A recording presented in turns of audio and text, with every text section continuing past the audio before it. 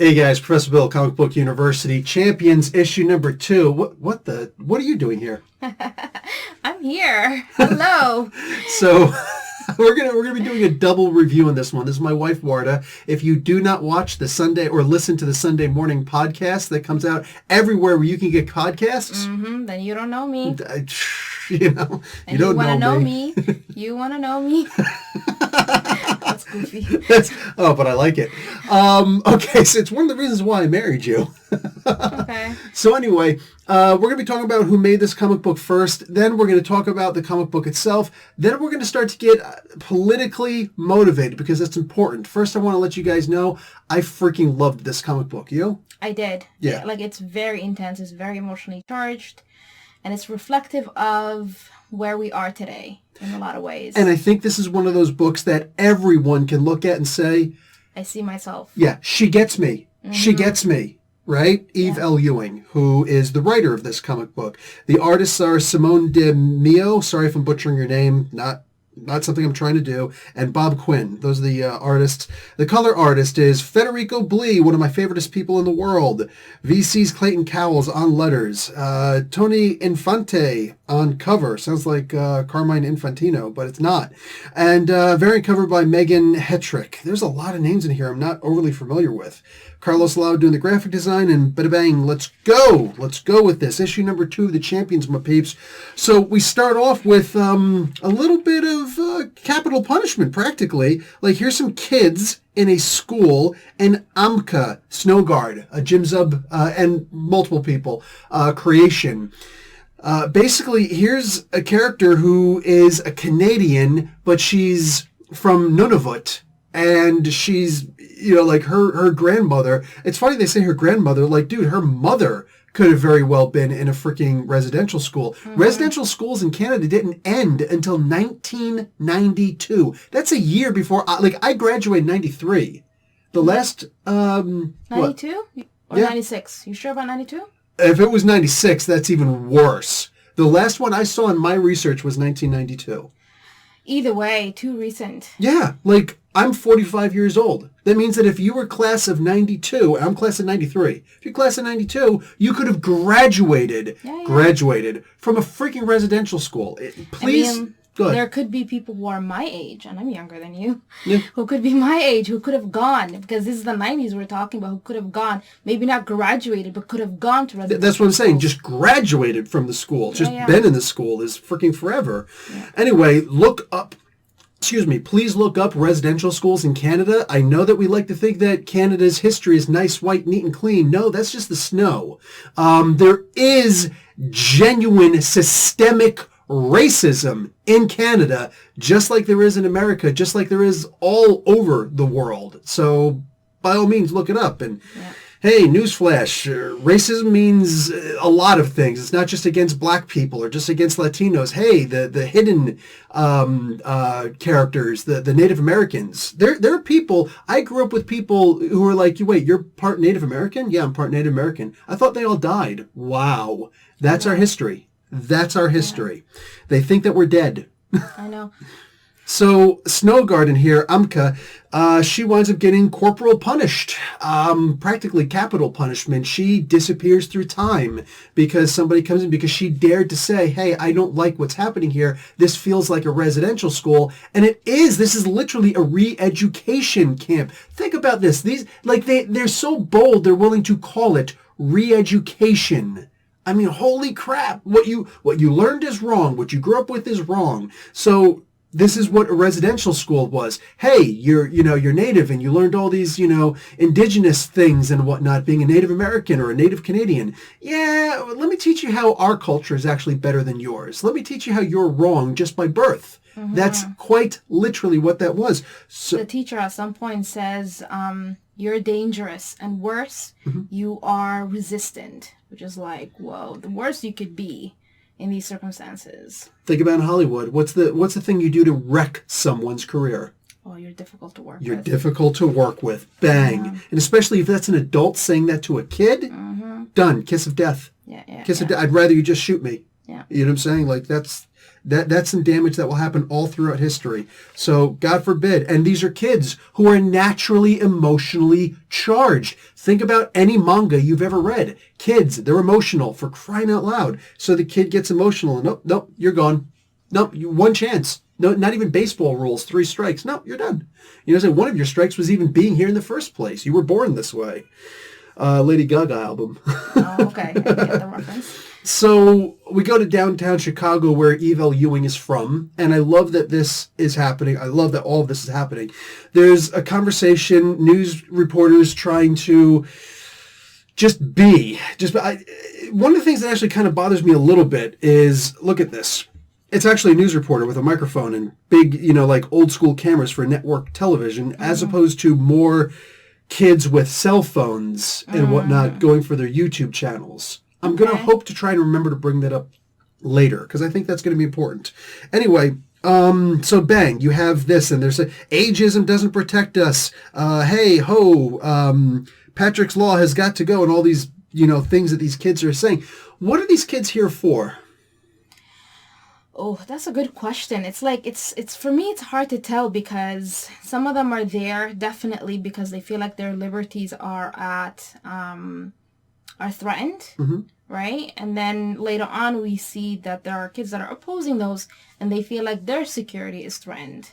So, like, I don't know, when it comes to COVID and like the conversations people are having, when it comes to like, no, social distance, wear your masks. And then you have the other crew that are like, this is infringing on our liberties. Like, for me, this also mirrors that. And it's very interesting. People are super emotionally charged about both of those conversations, right? It's like, don't you see, we're talking about liberty. Like, we can't allow these governments to tread on our liberty. And then you're talking about, you're looking at the other camp and they're like, oh my God, like, how do you not see this? This is a deadly disease. Like, wear your mask, stay home, listen to the experts. Like, it's a very strong clash. It is, and both are valid points. Yeah. Guys, if you don't agree with something I'm saying or something that she's saying or something in the comic book, if honestly, if this is too emotional for you, feel free to just bow out. Saying nobody has to stay here. At the same time, please, if you are going to stick around, actually hear everything that's being said. So when I say, I wear a mask every time I go outside. So do I. You know what I'm saying? Social distance. Yeah, we all do. The kids, it's just one thing. Yeah. It's part of our culture at this point. For our kids growing up, they're gonna wear masks, right? But at the same time, I 100% understand where the liberties thing comes from. Yeah. It wasn't, guys, what we have to do is we have to start wearing masks because blah, blah, blah. No, it was automatically just mandated. And, there are people out there who are anti-vaxxers who don't understand. You know what I'm saying? And then there are also people who are pro-vaccine who don't understand that, the point of where these guys are coming from. So this is mirrored very well here in this comic book in this sense. We get the regular kid who actually gives, and this kid is not part of the demonstrations. No, he's just a regular kid or pink hair, whatever the hell that is. Pink hair kid, and he's actually giving us the crux of what's really happening here, right? These people are coming in. There's laws that are supposed to affect only superhero vigilantes who are underage. Yet it's just another excuse for these people, these uniformed officers, to come in and to trample over our rights and to do whatever they're going to do. And they call it for our safeties, but we don't feel safer over anything and blah blah blah blah blah. Yeah. So boom, this is the main voice that we should actually be paying attention to. After that, that's when it actually starts to get really political, because here's this girl who shows up, Lola, and she starts talking about, these people, they're coming in here and they're messing with our communities. And once she starts talking, that's when this kid comes in, this red-haired kid. And these kids all look the same. Yeah. They all look the same for the most. They're all coloring their hair and doing things and whatnot. It's like, whatever, man. It's not divided on like racial lines or like, styles or anything like that. It's just, it's feelings and people's internal convictions, right? That's where. What do they all have in common? They're young and they're emotional. They're all young and emotional by definition, right? They're all young, but over here they're actually screaming in each other's face. They get in each other's faces and they start screaming. forget, there it is, right down there. Mm-hmm. It's all reversed and backwards. Steve and I have problems with that sometimes. Yeah. Anyway, they're in each other's faces and screaming. They're bringing in experts from all the way from New York City. Oh, okay. So you're special because you're all the way from New York City, or you're all the way from California, or all the way from East Bumble F? Like, who cares? You know what I'm saying? But bring these people in. It's like, who are they? They're nobodies. All of these people, they're nobodies. But they all want to be heard because our voices are valid. And I need my 15 minutes because I was promised that 15 minutes, right? Like, we grow up with these ideas that we're all going to have 15 minutes of fame. Mm-hmm. The problem is it might also be notoriety. You know what I'm saying? It doesn't mean it's all going to be good. So these guys are getting into it. Meanwhile, the champions over top, just Miles Morales, Sam Alexander, and Kamala Khan, they're all up there and they're just chilling out like, hey, this sucks. And then Kamala's like, I need to do something. I'm going and I'm doing something right now. I want to set you this scenario because it's exactly what happens in the comic books. Obviously, this is about Kamala's law. Kamala is actually Kamala Khan in here, Ms. Marvel. Yeah. So here's the really spooky, freaky thing about it. She's the one who's most emotionally charged about this because they're using her good name for their agendas. Mm-hmm. All right? Maybe they have good in mind. Maybe they don't. Maybe it really is just authoritarianism coming in. I mean, once the police start coming in and start, like, hey, you guys need to disperse now, it's all over with. Here's the thing. Are they the side that's for the vigilantes, or at least against the police and Cradle specifically, are they wrong in what they're saying? No, not at all. Like, for them, they feel their liberties are at stake, and they are. The police do come in. Mm-hmm. They do break up pretty much a safe protest, right, and arrest people. So, like, I don't know what's happening in the story before that, what's going to happen later on. We don't know that. But we can see that, yes, liberties are curtailed, right? And then at the beginning of the story, we have all those young kids who are in a residential school, and those kids' liberties are... Hold on. Right now, we're just on the police. Okay. So now I want to give the other side of this. Yeah. If these guys were all in a controlled environment, like a university hall or a local, like a church or just whatever, some place where there's a community gathering, and then they kept out the other voices, right? Would the police have any need to come in? Sorry, I don't understand. They decided to do this in a public square. Yeah. Okay. Where anybody could just come up and all of a sudden there's going to be fighting, and you get it down to, like, they could have just ignored them. I see what you mean. They could have just ignored them, but instead they choose to get in their face and bullhorns screaming in each other's faces and whatnot. So isn't it actually, let's be realistic, just honestly with ourselves for a second, isn't it actually necessary at that point to stop a riot before it actually happens because clearly it's going in that direction?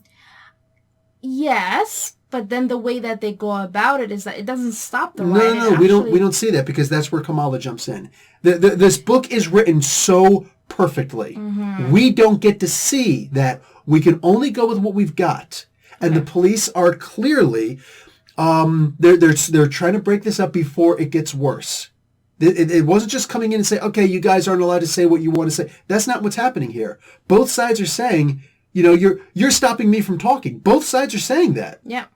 This is literally just the police say, okay, this is clearly getting out of hand. It is our job to maintain the peace, and that's what they're doing. This character, Sam Alexander, Nova, when he lands into the crowd, the arrests are already happening. Yeah, right? Of course. So because there's already fights. Maybe the police presence escalated that, but we don't see that in the book. That's only speculation. And the police, like, I don't know. For me, I'm not a police abolitionist, at least maybe not yet. So, so yes, I do see the value of the police presence, but then at the same time, I do see the police kind of escalating the situation, making it a bit more tense than it was. So it's like, to be honest, the whole thing, I don't have a solution for it, right? Like, I do see the validity in both sides, both arguments, like for liberty and for safety, but I don't know You and I both agree that police don't belong in schools. 100%. Yeah, they don't belong in schools. If you need to be called, for like a high school because there's a kid that's just really big and scary, which by itself is problematic, then, like it is what it is. But for the most part, I don't want a police presence in school. If police have to come to school for something, that's a different conversation. Yeah. But police just, I'm assigned to this hallway. I get paid by the tax dollars to be in this public school. No. Wrong answer. Get those police the hell out of the schools, because that's exactly environment. Exactly. It's not even militarizing it, because the military is a billion times more regulated and a billion times more organized than any police outfit I've ever seen, whether it's just a sheriff and a deputy or an entire battalion of cops or whatever. I have never once in my entire life seen all the places I've been. I've never once seen a police outfit even closely resembling the kind of uniformity that the military maintains.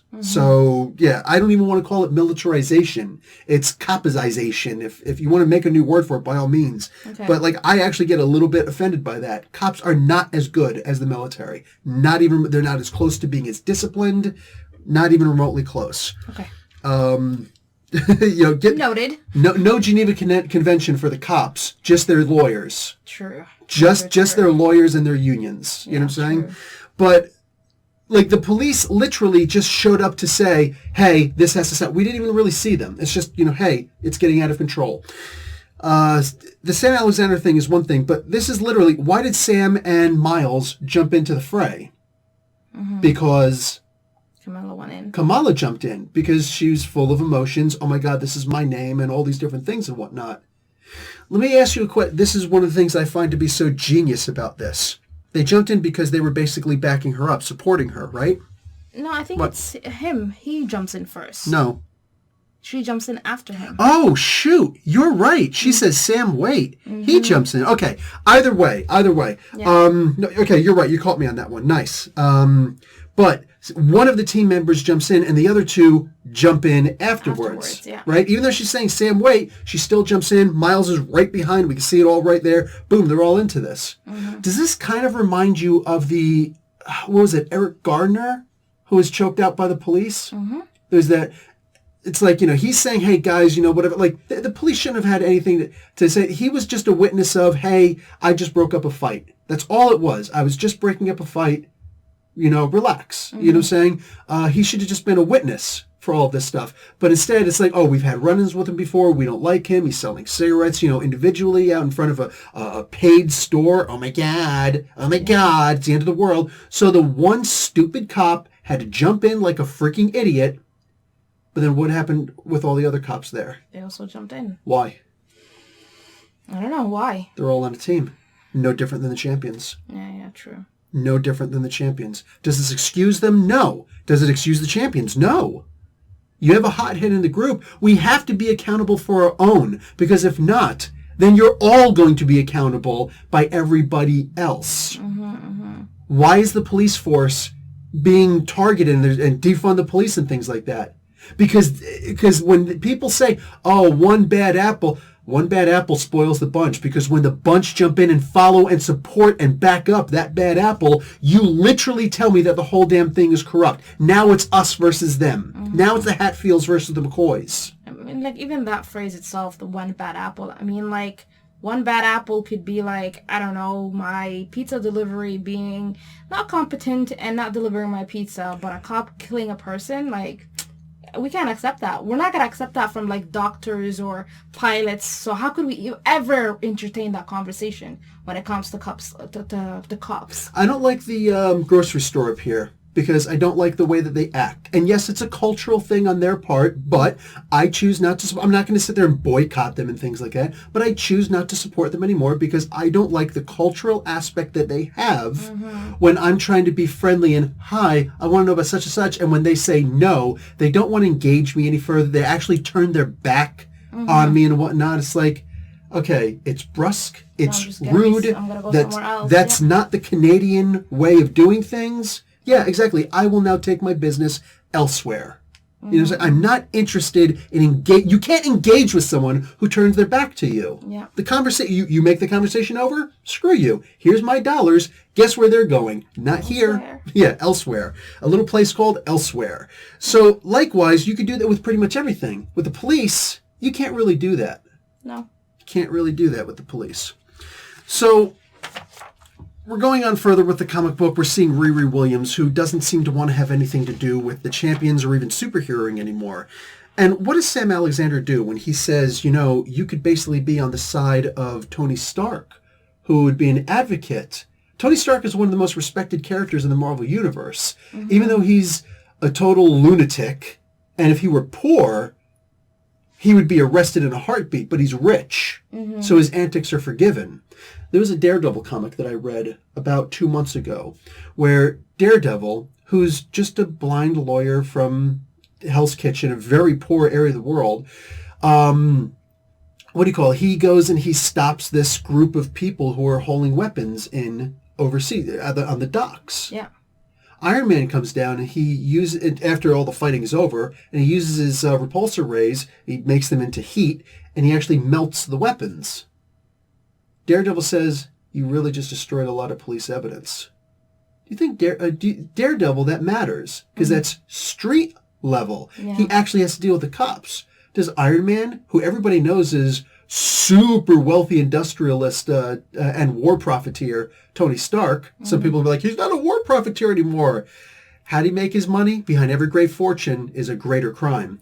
So this guy, you know, like, do you think that the police are going to question him? No. If anything, they might say, hey, Daredevil, why'd you let this happen? Yeah. And even if they question him, like, it wouldn't be a questioning that has any weight behind it, you know? There won't be real accountability. He doesn't even feel the need to stay and wait for the cops to show up.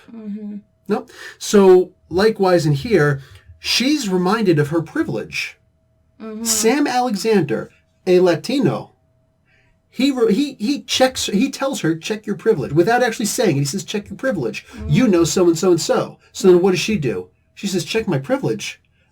When we were just up on that lineup, and they were mentioning all of you guys by your superhero names, they mentioned my real name. They know who I really am. Yeah. Right? That look on Kamala Khan's face when she said, hey, Kamala, and she's like, yeah, that's right, I know your real identity. Yeah. That look of shock on her face is like, yeah, can't hide behind that mask anymore, not with me. Like, she put her on blast. And she reminded all of them of their privilege. Yeah. It's a scary, freaky kind of thing when you start pointing out how somebody else has it better than you all the time when you don't really know. You're only coming from your own little tiny place in the world. And when you sit there and start, you forget to look underneath and see that there are 3 more fingers pointing right back at you. The whole scene and the whole thing is like a whole bunch of people that are just caught up in a what's it called? A bowl of noodles. You know what I mean? Like, it's just noodles of emotions. In the military, we call this a soup sandwich. Soup sandwich, sure, yeah. Imagine a sandwich made out of soup. You can't even pick it up. Like, what do you do with it? Right? Like, I'm just thinking, like, you know, like, you put it in a bowl. Noodles are supposed to be, like, straight, but then you put them in a bowl, and they're all mixed in, and that's your emotions, and it's like, how do you untangle all of this during, like, this, at least in my head, and looking at the book, is like, it looks like small scene, like a small living room, right? And a lot of emotions are there. So it's like everything is just jumbled and everybody's just like freaking out at everybody else. So, and when you bring up privilege, you're not just pointing the finger. You're pointing the finger back at yourself and you're saying, because like not just me and what I have to go through, but what my ancestors had to go through to get me here, or how my ancestors were brought here, or whatever. So you're literally filling that room. It's not just 4 people anymore. You're filling that There's room. There's a whole lot of, Like, in their case, they're not talking about racial history, really. They're just talking about... Maybe not on the surface of it. They're talking about just the circumstances that brought them to where they are at this very moment, right? And definitely they have very different circumstances, like... And when they're talking about those conversations, like, all of those are at play.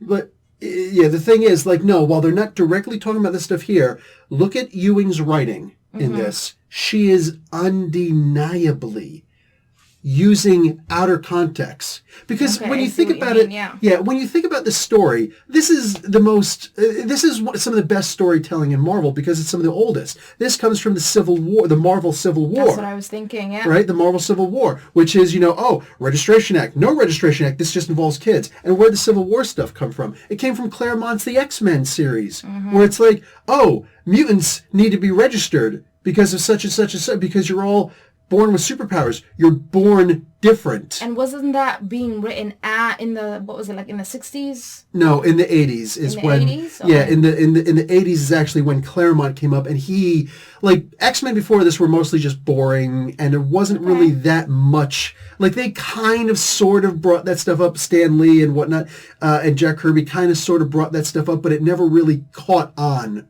very well. Okay. I don't know why I always thought. It's no worries. It wasn't until Claremont came along that, they're like, hey, you know what? Let's reflect back on the civil movement. Yeah, the civil rights movement. Exactly. And it's not like Claremont's team Claremont himself really brought all of that into play big time. And that's when people started to say, I think that Professor X is kind of like Martin Luther King Jr. and Magneto's kind of like Malcolm X. Sure. During that time, but that's not the way that Lee and Kirby originally envisioned them, which is why those original X-Men, before the Uncanny X-Men showed up, there was nothing even remotely close to that. Yeah. So, yeah. But... So going back to this one. Yeah, absolutely. For the most part, for Marvel, this is a very basic story. But it's everything else that's brought into it. All this charged stuff where everybody who reads this can see themselves in the story and can see themselves as the hero, the right one, the person with right on their side in this. But yeah, there's just so much, and for the sake of conversation, by the time that you get to the end, it does bother me a little bit that without any preamble, everything that Riri was saying just goes right out the door, and right away she's on the same team as her team. Even though she was against them, it's like, the bad guys are here. This was my biggest fear. I guess I'm just going to be on your side. And there's no real conversation. I guess there's no time for the conversation, whatever it is, But isn't that how it happens, though? Like, I mean, the minute that there's an external enemy, everybody kind of lines up. One of the most basic tropes in not just comic books, but all of storytelling. There's the common enemy that unites the good guys away from their... what do you call it? Their internal squabbles. And Is that reflective of life? It's called racism. I used to think that when I was younger. Not really. But I feel like the older that I get, people still find ways to take advantage of the situation for their own self-interest. Like, I'm just thinking about, just throughout the world, I don't know. Like, for me... Good. No, for me, the country that I'm from, right? Like, we've had a 30-year war. And I always thought, okay, if there was, an external enemy, then people would unite. No, not at all. People are playing into the hands of other nations that are using Somalia in their own proxy wars, right? So it's internally within Somalia, it's you're going to pay us? Sure, we'll take your money. You're going to prop us up? Sure, we'll let that happen, right? So there is no united force. And it's if you look at the States right now, Russia has been the enemy for forever. But now that Trump is in power, Russia is no longer the enemy, at least for certain the demographic of the United States, right? So it's that notion of the enemy. I don't know how valid it is in real life. After World War II, America had Russia as an enemy already set up. It was already lined up. And vice versa, yeah. Russia saw everybody as a threat. And plus, here's the thing about Russia. Everybody tried to say, Russia, communist, threat, blah, blah, blah, blah. Yeah, they were communists, but they weren't proper communists like Marx would describe. And they never got to that point. They never got the chance because there was more of a totalitarian socialistic movement. Socialism is supposed to mean it's social, so the people own things. But when the government owns everything, that's not socialism. That's not what it's called. It's been socialized. And you know this, you're studying economics right now. You know what I'm saying? That when the government is in charge of everything, not the people, because you could literally have the people as being shareholders of the companies that they work for. Yeah. So we're going to do what's in the best interest for our company because it actually directly affects us. It's not just the CEO or the shareholders who could easily, and who usually do, like in capitalism, they jump from here to here to here. The idea is that the government is owned by the people. That's the idea. And then the government, which is the people, owns the means of production. But if it's an oligarchy, then no. Then it's only the rich who are in charge of these things, and that was the case. That's still to this day the case in Russia. Yeah. So the whole Soviet Union was always set up, but it's the idea of this threat that the people could actually be in charge. That's what was so terrifying to the capitalists. The World Bank, the idea of the World Bank, the idea of this global village and whatnot, the idea of the anchor bankers, saying all these people who, the Fed, the Fed in the United States, the people in charge of the Fed are the descendants or the mentees of the people who tried to do that in Europe. England specifically, and England was like, get the out of here. While we were looking up, because I feel like we're just veering off. While we were looking up at this comic, what's her name again, the writer? Eve Ewing. Her husband is an economist, and he teaches at the University of Chicago, and I think that's very, very interesting because University of Chicago's economics department is very reputable. So, they're more on the mainstream than anything else, but I don't know how much that plays a role in this as well. That's interesting. Well, actually, this is something that I did want to kind of get into because let's look at Eve Ewing, who's also from Chicago, and she's black. All right, her husband by his name Jones. I can assume he's black. I didn't see a picture of him. Yeah, you know what I'm saying. But would they still be considered elites? That's a hard question to answer. Why is it a hard question to answer? Those are pretty prestigious schools. Would you consider Barack Obama an elite? Definitely, 100%. What about Michelle? 100%. That's the thing. They both met at Harvard, for the love of God. She went to Princeton. So those are both Ivy League universities. You know where Princeton is, right? I know. It's in Jersey. Yeah. And he also went to Columbia, which is New York. Another prestigious Ivy. So they both, between them, they have 3 Ivy League universities between them. You know what I'm saying? They are the elites. They rub shoulders and we're in the same groups as each other. I get it. Some of the characteristics of middle class was supposed to be post-secondary education. Yes. But then, with the erosion of the middle class, a lot of people who are, and within even academia itself, there are a lot of people who are literally it's not what's it called, minimum wage or anything like that, but they're not working at a very, at least, okay, I'm stuck with words. It's not living wage, but it's definitely not a thriving wage either, and that's academia, right? Even the way academia has become structured is it's the administrators that are reaping in all the profits, or the majority of the profits that these universities are raking in, and not the people who are at the front lines, which are the academics. So I don't know where Eve and her husband are supposed to fit in that triangle. So for me, it's hard to answer if they're elites or not. She's a writer, but the writers get a lot of money. We don't know. So it's it's a mixed bag. It's hard to answer.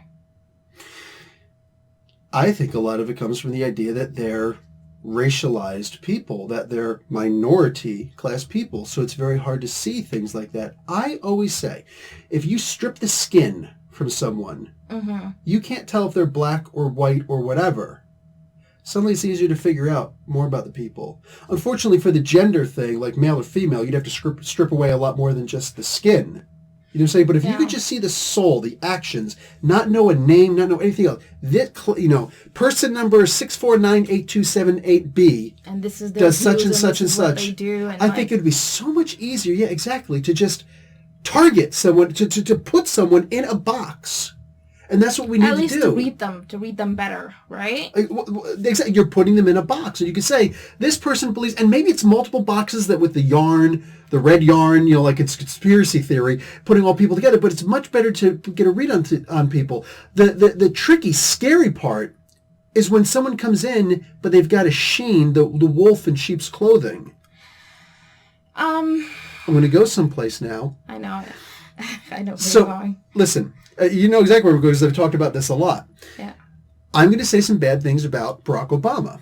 Okay? A person who, let's be realistic, what has he ever done for the American people? Name one thing that he's done for the American people. Not the rich, because his first act as the president was to bail out the rich, the bankers, who illegally screwed over everybody.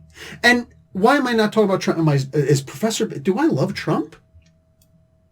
Nope. Well, the look and everything like that. Hello? I'm actually a little bit concerned by that. No, that was like, why would you even ask that question? Okay, well, just so that, because the people! Okay, there's going to be people who are going to be like, he said something bad about Obama, which means he must be a Trumper. No. Okay, I'm not going to define you, but let me define myself. I'm not... This is about you. Shut up. I'm not a Democrat. Right? Yeah, me neither. I'm a lot to the left. Mm-hmm. And for me, I think they're a lot more center. They are. And they're more center-right than anything else. Yeah, this is the same conversation we always have. I know. I know where you stand. I just don't want to define you right here in this space. I don't have a problem with that. So, for, anyone that is listening, I think it's important for them to get that. We're not coming at this from an ambiguous, who's better, Obama or Trump, but in a... what we want is not what's actually just happened right now, which is Joe Biden and Kamala Harris. Not because we want Trump, but we actually don't see the value that Joe Biden and Kamala Harris will bring when it comes to working class, living and working at poverty wages, those kinds of living, standards of living.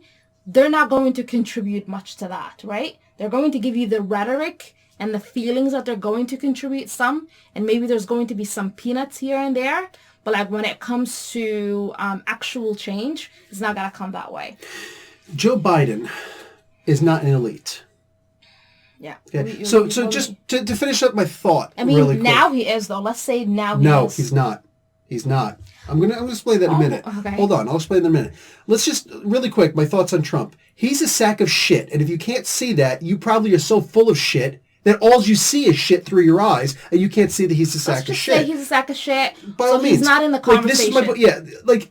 It's one of those things where it's like, you know a devil when you see a devil, and this guy is a devil. And if you don't know the history of Trump, the Central Park Five, I don't care what Oprah wants to call them, fuck Oprah, real talk, he's a terrible, horrible, racist sack of shit. He doesn't deserve to breathe the same air as the rest of us. And growing up in Jersey, knowing about Donald Trump since I was 12 years old, maybe I know a little bit more than in general your average person who's going to be like, Trump wasn't so bad. Trump was horrible. He was horrible. But the problem is, we could see I like to see the good and the bad in people. And the good that I see about a Trump presidency, you could see it's everything. So obvious what this piece of shit was doing.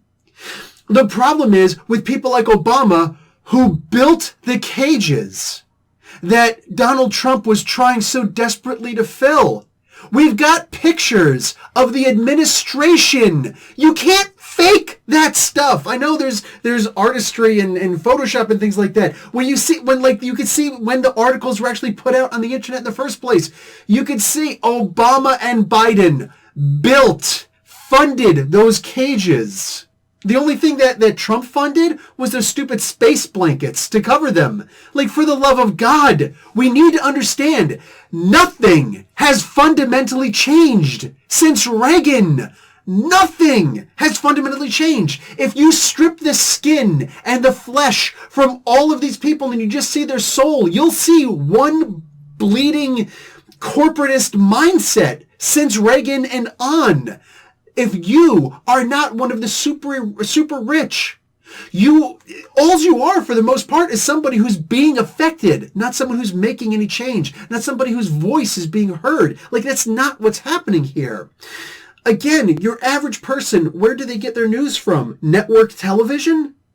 Which is why when I see Eve Ewing making sure that and maybe it's the artist also, I don't know. Mm-hmm. But when I see that was the point I wanted to get to in here, that she sees network television as being the validating factor. I didn't see CNN or Fox or MSNBC in there, but I saw actual video cameras, like the old, video cameras that those three news networks use. Yeah, I see. Excuse me. I hear what you mean. Yeah, all the way back in the beginning. And the microphones, I know right there. That's where she gets her news from. She has the mentality of the elite. So while I love this story, my only question is actually on Eve. I wonder, is she one of those elitists? Because, again, Joe Biden went to the University of Syracuse. Okay. He went to University of Delaware first, then he went to Syracuse University. So Syracuse, that's in New York. That's not Columbia, though. It's not an Ivy League school. He didn't go to Ivy League schools. No. He went to basically shit schools that you and I could get into. Yeah. Even with my outstanding grades, I couldn't get into those schools because I don't have the money for those schools. Yeah. You know what I'm saying? So Biden went to a crap school like the rest of us. Does that make him one of us? No. He wasn't called the Senator of Delaware when he was the Senator of Delaware, taking over duties from Strom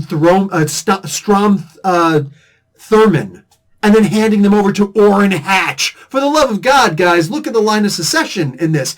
Actually, don't just say, oh, it's a popularity contest. F popularity. Look at the people that you were voting for. Actually look at them.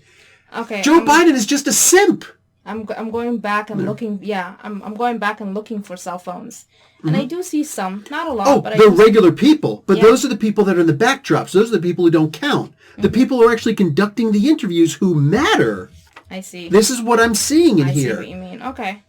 I mean, and if I'm reading too much into that, well, then I'm reading into the comic book too much. At the end of the day, all of it is valid, and everybody's opinion is valid and should be heard. But the thing is, like, right now, when it comes to the Black Lives Matter movement, when it comes to the protests that Indigenous people have been holding throughout North America, like, for me, those news, I don't get that news at all from network television, right? Or, like, from newspaper articles or whatever. Like, I actually get it from, say, Facebook or, Instagram or whatever. Standing Rock. People that was a big deal. Yeah, people on the ground. Like, we have had and we continue to have different movements in Canada as well, right?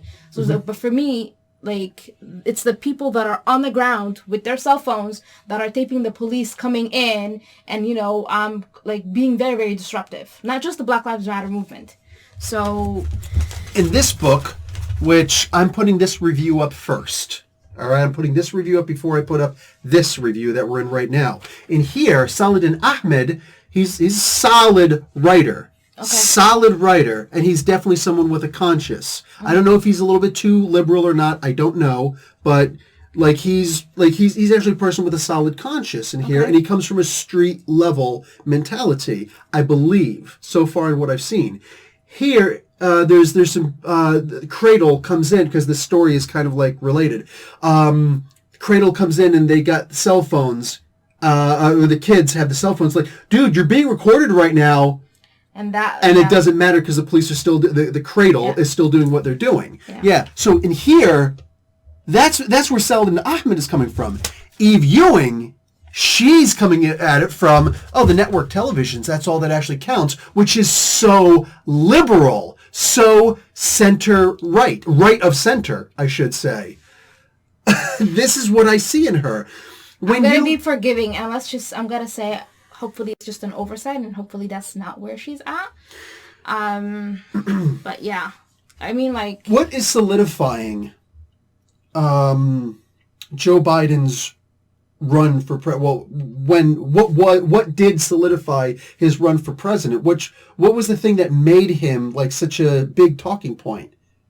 That was essentially outside of just the direct influence of the DNC, the Democratic National Convention, the Democratic Party. It was Kamala Harris coming in. The first person to drop out of the race. It was Kamala Harris. Her reward is that she gets to be the vice president, and since this guy's just an old kook, she's probably going to be the president by default. So now here's the question. They're going to try and make it so that he stays in for at least 3 years, though, because if she becomes the president 2 years into his term, then she only gets to run 1 more time, not 2 more times. I see. But if she's vice president for 3 years, if he remains and then she becomes the president by default in the final year, she gets that year plus. She can still run 2 more terms. You got to understand the politics of America. So here's the thing. The first person to drop out, the person who we all said, let's be realistic, if you're Team Kamala, that's cute, welcome to the minority. You know what I'm saying? The majority of people said, we don't like what she stands for. We don't want her to be president. So when all of a sudden it's like, oh, but vice president. Now all of a sudden it's about, she's black, she's Indian, she is a woman. It's all identity. Again, rip all that stuff off. She dances well. Does she? I guess. Apparently that matters. Apparently that matters to being the vice president. You know what I'm saying? Especially if you're a woman, apparently. Like, who cares? I was like, what was the one thing that you said to me about her parentage? First off, she never identified as black until 2019. That was something that you also reminded me of. Like what I've been reading about her lately was that both of her parents were highly educated. I think both of them were PhDs. Her mom is from India. She is from a high caste.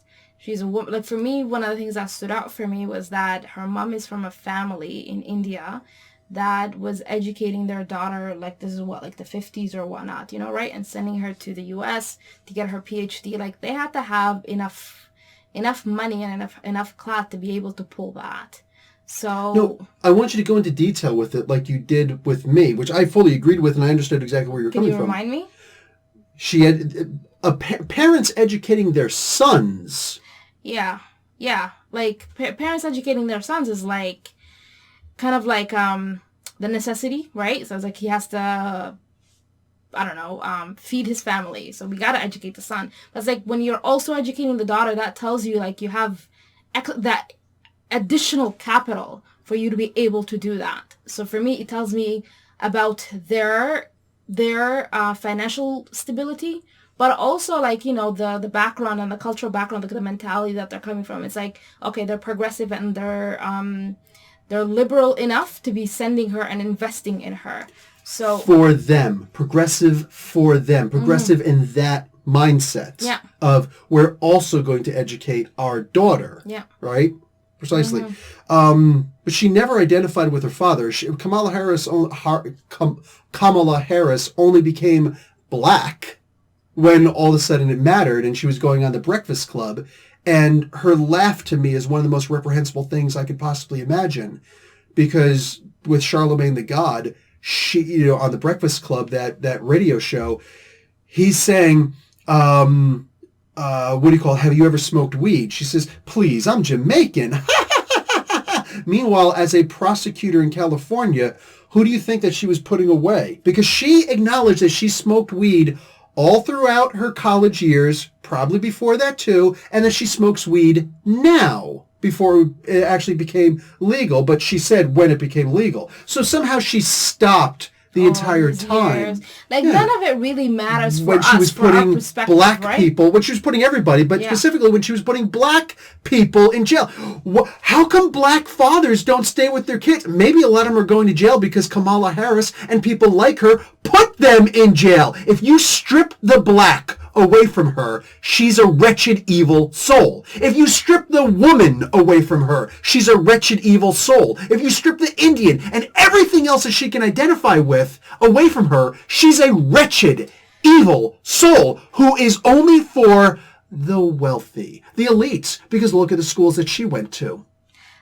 Someone on my Facebook, I don't want to identify her because nobody asked you to. She was saying like, okay, yay, little black girls now can see themselves as cops that do A, B, C. No, like that's how she's not saying. It's the very basic. We've seen that with Hal, our oldest boy, who he only wanted a train set once he saw that one picture of a kid who was clearly biracial, who looked like him. He was like, oh, That kid looks like me. But that's he actually said he looks like me, and that's when he wanted to get the train set, which, hey, that's one of the ways that you drive up wealth, by diversifying and things like that. But it doesn't have anything to do with trains. And he doesn't care about trains. To this day, he doesn't care. Okay.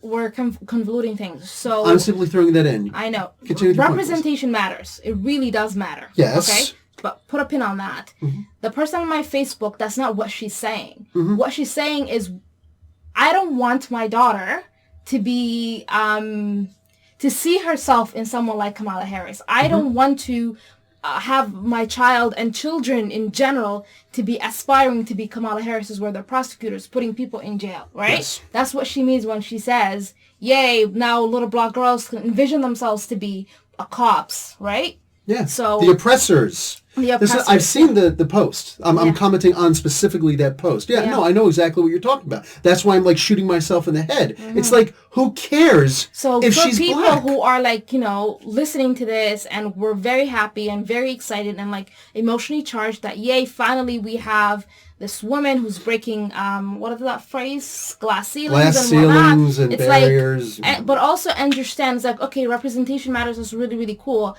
But like, what kind of representation? With the elite. Yeah, exactly. What kind of representation does this person, what do they represent? And what are their policies represent? And how are they going to impact you? How are they going to impact people who are supposed to be the most vulnerable, right? All of those things mean something. Yeah, so this is my point with Harris and Biden. Mm-hmm. Biden is not an elite. She is. She's been best friends, buddy with Obama forever.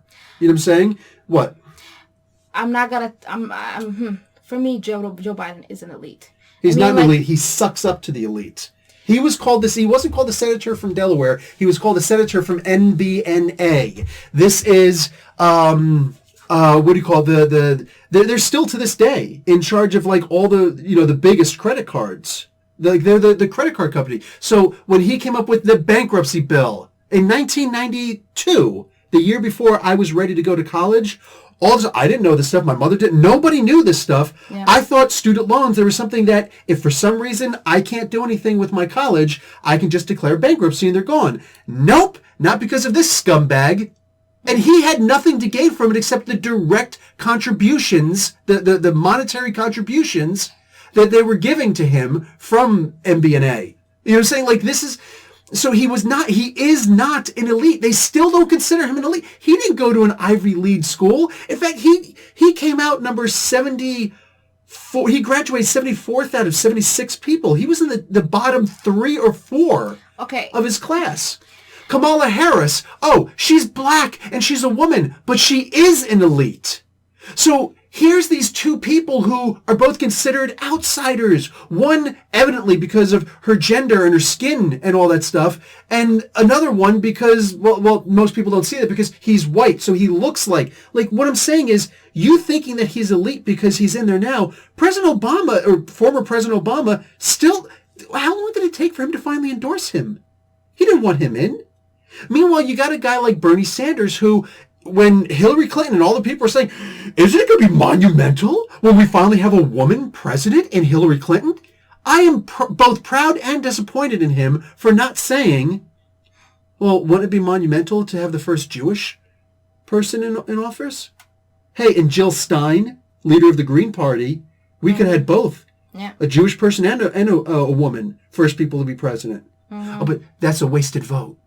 You see, this is the policy of the elite. This is what they do. They try to guide the conversations. And it actually takes researching who these people are to understand that they're scum. And a lot of us have fallen for that, like, rhetoric, right? Yeah. Like, a lot of people who are my friends, who are pretty left, are also like, okay, I really don't like Kamala Harris and what she stands for, but you know what? Right now, I'm not going to, bring her down. So, woo-hoo, representation matters. Because we've got to get rid of Trump. That is valid, to be honest. But how? Hold on. So we can go back to being secretive? Yeah. I'm not endorsing that. Trump is a rich guy who was out for himself. Kamala Harris, okay, because we're just talking about her right now, but also Joe Biden in every single way, shape, and form, the exact same thing. No, they're not going to be out for themselves directly, they're going to be out for the people. They're going to be out for themselves in the sense that I'm getting donations and guaranteed to be taken care of for the rest of my life with private speeches like Hillary Clinton still gets to this day. Like Henry Kissinger to this day still gets. Yeah, he's still alive and still advocating for war across the world and the takeover and the World Bank. Mm-hmm. He's still alive doing this stuff. And Hillary Clinton is rubbing shoulders with him, giving the same speeches.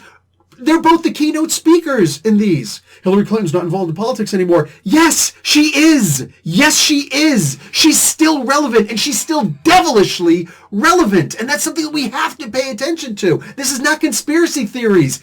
Like, you can see, you can go on, it's the internet. Hi, stop using it to go on freaking TikTok and go actually look at what these people are doing to the world. They're still going before like, you want to look at network television? Look at C-SPAN. She's still going before the Senate, still going before Congress, trying to, with Henry Kissinger right by her side, trying to change world policies to take over all these different countries. Hey, you want to, open up your banks to other countries coming in and investing in them, and then we're going to start telling you how to run your country and how to make it open and more public for our investors to come in and take everything over, so that more kids can be like. Listen to Rage Against the Machine. What's that one line? Hospitals not profitful, but market bulls got pocketfuls to advertise some big disguise. See the world through American eyes. The poor adore, keep fiending for more. The thin line between entertainment and war. Fix the need, develop the taste. Buy their products or get laid to waste. Coca-Cola is back in the veins of Saigon. And Rambo too. He got a dope pair of Nikes on. Yeah. This is from the song, from the movie Godzilla. Capitalism? Yeah. Capitalism is a religion. It is. America. And there are cultists and zealots everywhere. Like, legit, like, around the world, that's what America is doing, and that's what a lot of these politicians throughout the world are doing, right? Making sure that everybody else in the world follows that religion, or you sink. You follow us or you sink. And how do they do it? They do it through this bullshit of, well, it's a woman. Well, it's a black person. It's a person of color. Who the fuck cares? Yeah. I don't care what Kamala Harris looks like. I don't care if she's capable of having babies. I don't care. You know what I care about? I care that she chose. This is America. All right, our last names, our surnames do not declare what we're going to be in our lives. She chose to become not just a prosecutor, not just any prosecutor, the prosecutor of California, the 5th largest economy in the fucking world. All right? You be the calm one, I'll be the angry one, or the emotional one at least, you know what I'm saying? But we're both saying the same things. Right? Like, and yes, America, we have, 5% of the world's population, but 25% of the world's prison population because of private prisons. And Kamala Harris was instrumental in creating that. Fuck your Kamala Harris. Fuck your Kamala Harris. She's black, she's a woman, she's a fucking devil. All of them are freaking, they're heartless and they're evil. She chose to become a prosecutor.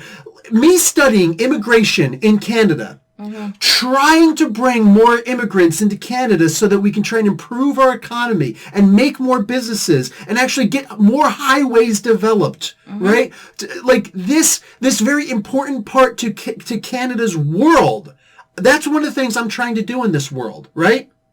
And you know who my natural enemy is? CBSA. It doesn't mean I want to go and kill or fight a freaking Canada border agent. Okay. All right? But the Canada border agents are my natural enemy, and I am their natural enemy. And the IRCC, the Immigration Canada Board, right? The commissions. We are people who are trying to bring immigrants in. And the whole purpose of CBSA, the Canadian Border Control agents, their whole purpose is to not let them in. Hey, if you followed everything and I don't have any reason to have reasonable suspicion that you don't belong here or that you shouldn't be here, then I have to let you through. But I am the gatekeeper. And if you even look at me cross, I'm going to tell you to turn around and go away. Get back on a plane, pay for that return ticket now, and get the hell out. And if you can't, we'll pay for you to leave. And if you ever try to come back over, we're going to first make you pay for that plane ticket that we sent you back home in. No. I'm not exaggerating in anything. That's the way that it works. So you have to understand and does that mean that CBSA agents are bad people? Not necessarily, but we have to look at the intent behind these people. When we look at a prosecutor, here's a person who chose, I am going to go out of my way. My job is to make sure that people go to jail. Forget about, by all means, please look into the back of Kamala Harris and the backroom deals that she made. She refused to prosecute Steve Mnuchin, one of the people who were responsible for the Wall Street crash back in 2008, which should have happened in 2007, but them delaying it made it even worse. No, let's just talk about just all the basic stuff. Not even trying to fill private prisons because they have to maintain, 94% efficiency in order for them to actually be profitable. To be profitable for the private investors in these prisons. No. Let's actually look at, I got a great Orange is the New Black comment for you in the podcast for Sunday morning. Oh, you're going to love it. You're going to love it. Anyway, no, it's not a return to the season. Sorry. But anyway. But anyway, no, the idea is that these are people who their job is to put you in prison. That's their only job. And if they don't put you in prison, they didn't do their job. I really wish more people would understand that. She is by nature, she chose a job that makes her our natural enemy. Unless you are super rich and elite, then you can get away with it. But if your father is not a congressman, and your father being a cop doesn't count. If your father is not a congressman or somebody who's a big-time donator to these congresspeople, then you don't matter. We're going to lose some people if they don't realize the purpose of the police, right? Mm-hmm. And the prosecutors and all of that. It's like they're there to protect property. Yes, that's it. That's their job. You call them you call them because somebody is harassing you. You call them because someone is threatening you, literally threatening you. They're not going to do anything. That's not their job. Did they actually do something? Yeah, they threatened to come over here. Okay, so did they actually do something? That's in Canada. That's in the States. Yeah. But you get somebody robbing my house or almost robbing my house, they're here for that. Yeah. So they're there to protect private property. Private property is capitalism. Yes. It wouldn't exist without that. So. And if you're poor, they can get away with a whole lot more because they know that you can't afford to go against them. They know it's not just a waste of time. Yeah. I want to fight this ticket because I wasn't speeding. Sure, you're going to come in on a day when I'm going to be in court. Sure. And what's going to happen? They're going to sit on the same side. The police are going to sit at the same table as the prosecutor. Yeah. It's the state against you, or the municipality, or the province, or the township against you. They're all on that side. And that's something that has to be understood by all of us regular common people. This isn't an Alex Jones conspiracy.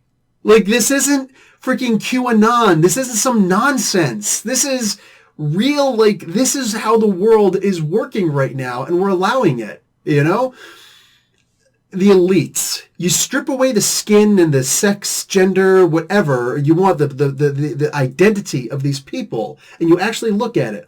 All of the world's problems come from that elitist mentality of, I am wealthy, I come from a good family, who the hell are you to talk to me? Yeah, good family. Yeah, that's what it basically means. That's one of the reasons why Steve Jobs and Bill Gates, as horrible as they were in life, those were more of a relatable, horrible, kind of people.